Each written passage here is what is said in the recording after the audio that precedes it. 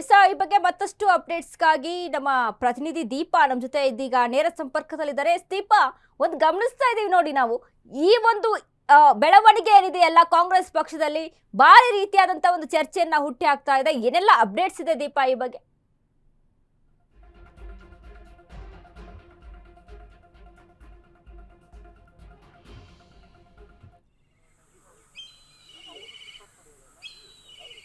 ವನಿತಾ, ದಾವಣಗೆರೆ ದಕ್ಷಿಣ ಒಂದಿಷ್ಟು ಮುನಿಸುಗಳಿಗೆ ಕಾರಣ ಆಗಿತ್ತು. ಆದರೆ ಇದೀಗ ತಲೆದಂಡಕ್ಕೂ ಕೂಡ ಕಾರಣ ಆಯಿತು ಆ ಕ್ಷೇತ್ರ ಅನ್ನೋದ್ರಲ್ಲಿ ಯಾವುದೇ ಅನುಮಾನ ಇಲ್ಲ. ಒಂದು ಕಡೆ ನಜೀರ್ ಅಹಮದ್ ಮತ್ತೆ ಅಬ್ದುಲ್ ಜಬ್ಬಾರ್ ಇಬ್ಬರನ್ನೂ ಕೂಡ ತಲೆದಂಡ ಮಾಡಿರುವಂತಹದ್ದು ಹೈಕಮಾಂಡ್ ನಾಯಕರುಗಳು. ಯಾವಾಗ ಟಿಕೆಟ್ ಅನೌನ್ಸ್ ಆಯಿತು ಆ ಕ್ಷಣದಿಂದ ಇಲ್ಲಿಯವರೆಗೂ ಕೂಡ ಗೊಂದಲಗಳು ಹಾಗೆ ಮುಂದುವರೆದು ಪ್ರಚಾರಕ್ಕೆ ಹೋಗಲಿಲ್ಲ ಅನ್ನುವಂತಹ ಆರೋಪ ಇತ್ತು. SDPI ನಾಯಕ ಅಂದ್ರೆ ಅಲ್ಲಿ ಏನು ಅಭ್ಯರ್ಥಿ ನಿಂತಿದ್ದ ಅವರಿಗೆ ಫಂಡ್ ಮಾಡಿದ್ದಾರೆ ಅನ್ನುವಂತಹ ಆರೋಪಗಳನ್ನ ನಾಯಕರುಗಳು ಎದುರಿಸಿದ್ರು. ಅದೆಲ್ಲದರ ರಿಪೋರ್ಟ್ ಹೈಕಮಾಂಡ್ಗೆ ತಲುಪಿತ್ತು. ಹಾಗಾಗಿ ಆ ಇಬ್ಬರು ನಾಯಕರಿಗೂ ತಮ್ಮ ತಮ್ಮ ಸ್ಥಾನಗಳು ಏನಿತ್ತು ಅಂದ್ರೆ ಒಂದು ಕಡೆ ಅಲ್ಪಸಂಖ್ಯಾತ ಸಮುದಾಯ ಘಟಕದ ಜವಾಬ್ದಾರಿಯನ್ನ ಅಬ್ದುಲ್ ಜಬ್ಬಾರ್ ಅವರಿಗೆ ನೀಡಿದ್ರು. ಮತ್ತೊಂದು ಕಡೆ ರಾಜಕೀಯ ಕಾರ್ಯದರ್ಶಿ CM ರಾಜಕೀಯ ಕಾರ್ಯದರ್ಶಿಯಾಗಿ ನಜೀರ್ ಅಹಮದ್ ಅವರನ್ನ ಏನು ನೇಮಿಸಲಾಗಿತ್ತು ಅದರಿಂದ ಕೆಳಗಿಳಿಸಲಾಗಿದೆ. ಈ ಇಬ್ಬರನ್ನ ಕೆಳಗಿಳಿಸಿದ ರೀತಿಯಲ್ಲಿಯೇ ಜಮೀರ್ ಅಹಮದ್ ಅವರನ್ನ ಕೆಳಗಿಳಿಸ್ತಾರೆ ಅನ್ನುವಂತಹದ್ದು ಯಾವುದೇ ರೀತಿಯಾದಂತಹ ಆ ರೀತಿ ವಾತಾವರಣ ಇಲ್ಲ.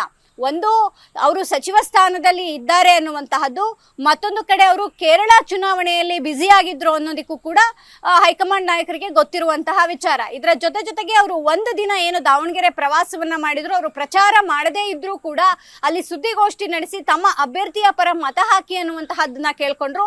ಅದೆಲ್ಲವೂ ಕೂಡ ಜಮೀರ್ ಅವರಿಗೆ ಬೀಸೋ ದೊಣ್ಣೆಯಿಂದ ತಪ್ಪಿಸ್ಕೊಳ್ಳೋದಕ್ಕೆ ಒಂದು ಅವಕಾಶವನ್ನ ನೀಡ್ತು. ಆ ಎರಡು ವಿಚಾರಗಳು ಅಂದ್ರೆ ತಪ್ಪಾಗ್ಲಿಕ್ಕಿಲ್ಲ.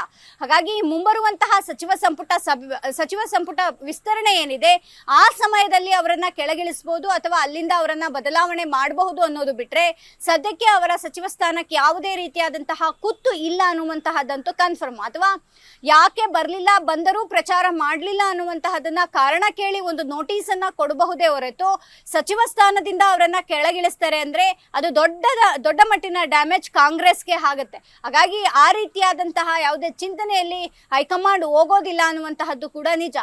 ಹಿಂದೆ ರಾಜಣ್ಣ ಅವರನ್ನ ವಜಾ ಮಾಡಿದಂತಹ ಸಂದರ್ಭದಲ್ಲಿ ಅಥವಾ ನಾಗೇಂದ್ರ ಅವರನ್ನ ರಾಜೀನಾಮೆ ತೆಗೆದುಕೊಂಡಂತಹ ಸಂದರ್ಭದಲ್ಲೂ ಕೂಡ ದೊಡ್ಡ ಮಟ್ಟಿನ ಡ್ಯಾಮೇಜ್ ಕಾಂಗ್ರೆಸ್ಗೆ ಆಯ್ತು. ಈಗ ತಮ್ಮ ಪಕ್ಷದ ಅಭ್ಯರ್ಥಿಯ ಪರ ಕೆಲಸ ಮಾಡಲಿಲ್ಲ ಅನ್ನುವಂತಹ ಕಾರಣಕ್ಕೆ ಜಮೀರ್ ಅವರನ್ನ ಕೆಳಗಿಳಿಸ್ತಾರೆ ಅಂದ್ರೆ ಮುಂಬರುವಂತಹ ಚುನಾವಣೆಗಳಲ್ಲಿ ಅವರು ಸಮುದಾಯವನ್ನು ಕೂಡ ಎದುರಾಕೊಳ್ಬೇಕಾಗುತ್ತೆ ಅನ್ನುವಂತಹ ನಿಟ್ಟಿನಲ್ಲೂ ಕೂಡ ಹೈಕಮಾಂಡ್ ಚಿಂತನೆ ನಡೆಸಿತ್ತೆ. ಹಾಗಾಗಿಯೇ ಸದ್ಯಕ್ಕಂತೂ ಬೀಸೋ ದೊಣ್ಣೆಯಿಂದ ಜಮೀರ್ ಅಹಮದ್ ತಪ್ಪಿಸಿಕೊಂಡಿದ್ದಾರೆ. ಆದ್ರೆ ಸಚಿವ ಸಂಪುಟ ವಿಸ್ತರಣೆಯ ವೇಳೆ ಅವರ ಸ್ಥಾನಮಾನ ಏನಾಗುತ್ತೆ ಅನ್ನುವಂತಹದ್ದು ಕೂಡ ಸಹಜವಾಗಿ ಕುತೂಹಲಕ್ಕೆ ಕಾರಣ ಆಗಿದೆ. ವನಿತಾ, ಎಸ್ ದೀಪಾ, ಹಾಗೆ ಸಂಪರ್ಕದಲ್ಲಿರಿ, ಮತ್ತೆ ನಿಮ್ ಜೊತೆ ನಾನು ಮಾತನಾಡ್ತೀನಿ. ಇದೀಗ ಮತ್ತೆ ಈ ವಿಚಾರಕ್ಕೆ ಸಂಬಂಧಪಟ್ಟಂತೆ ಬ್ರೇಕಿಂಗ್ ಲಭ್ಯವಾಗ್ತಾ ಇದೆ. CM ಆಪ್ತ ಮಂತ್ರಿ ಜಮೀರ್ ಸೇಫ್, ಇದು ಈ ಕ್ಷಣದ ಬಿಗ್ ಬ್ರೇಕಿಂಗ್ ನ್ಯೂಸ್. ಬೀಸೋ ದೊಣ್ಣೆಯಿಂದ ಮಿನಿಸ್ಟರ್ ಜಮೀರ್ ಪಾರಾಗಿದ್ದಾರೆ. ಮಂತ್ರಿ ಜಮೀರ್ ಕೈ ಹಿಡಿದ ಕೇರಳ ಪ್ರಚಾರ. ದಾವಣಗೆರೆಗೆ ಒಂದು ದಿನ ಭೇಟಿಯಿಂದಲೂ ಜಮೀರ್ ಬಚಾವ್ ಆಗಿದ್ದಾರೆ. ಆದ್ರೆ ಜಮೀರ್ಗೆ ಇದು ತಾತ್ಕಾಲಿಕ ರಿಲೀಫ್ ಮಾತ್ರ ಅನ್ನುವಂಥದ್ದು. ದಾವಣಗೆರೆ ಬೈ ಎಲೆಕ್ಷನ್ ಗೆದ್ದರಷ್ಟೇ ಜಮೀರ್ ಸೇಫ್. ಜಮೀರ್ ಭವಿಷ್ಯ ನಿರ್ಧರಿಸಲಿದೆ ಮೇ 4ರ ಫಲಿತಾಂಶ. ಸಮರ್ಥ ಶಾಮನೂರು ಗೆಲುವಿನ ಮೇಲೆ ಜಮೀರ್ ಭವಿಷ್ಯ ಇದೆ. ಸದ್ಯ ಅಬ್ದುಲ್ ಜಬ್ಬಾರ್, ನಜೀರ್ ಅಹಮದ್ ತಲೆದಂಡ ಆಯಿತು. ಮೇ 4ರವರೆಗೂ ಜಮೀರ್ ವಿಚಾರದಲ್ಲಿ ಕಾದು ನೋಡುವ ತಂತ್ರ.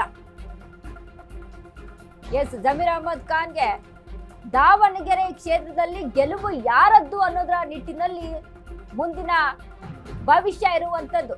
ಮತ್ತೊಂದು ಕಡೆ ಕೇರಳದ ಪ್ರಚಾರದಲ್ಲಿದ್ರು ಹಾಗಾಗಿ ದಾವಣಗೆರೆಗೆ ಬರಕ್ಕಾಗಿರ್ಲಿಲ್ಲ.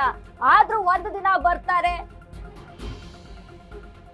ಶಾಮನೂರು ಕುಟುಂಬದಲ್ಲಿ ಭೇಟಿಯನ್ನ ಕೊಡ್ತಾರೆ. SS ಮಲ್ಲಿಕಾರ್ಜುನ್ ಅವರ ಜೊತೆ ಒಂದು ಫೋಟೋ ಫ್ರೇಮ್ ಕೊಡ್ತಾರೆ. ಇಷ್ಟೆಲ್ಲ ಪ್ರಸಂಗಗಳಾಗುವಂತದ್ದು. ಇನ್ನು ಅದರ ಜೊತೆಗೆ ಜಮೀರ್ ಭವಿಷ್ಯ ನಿರ್ಧರಿಸಲಿದೆ ಮೇ 4ರ ಫಲಿತಾಂಶ. ಮೇ 4ನೇ ತಾರೀಕು ಏನಾಗುತ್ತೆ ಅನ್ನುವಂಥದ್ದು ಮೇಲೆ ಇದೀಗ ಜಮೀರ್ ಭವಿಷ್ಯ ಇರುವಂತದ್ದು. ಫಲಿತಾಂಶ ಏನಾಗುತ್ತೆ, ಒಂದು ವೇಳೆ ಕಾಂಗ್ರೆಸ್ ಗೆದ್ರೆ ಜಮೀರ್ ಕಾಂಗ್ರೆಸ್ನಲ್ಲಿ ಮುಂದುವರಿತಾರೆ ಅನ್ನುವಂಥದ್ದು.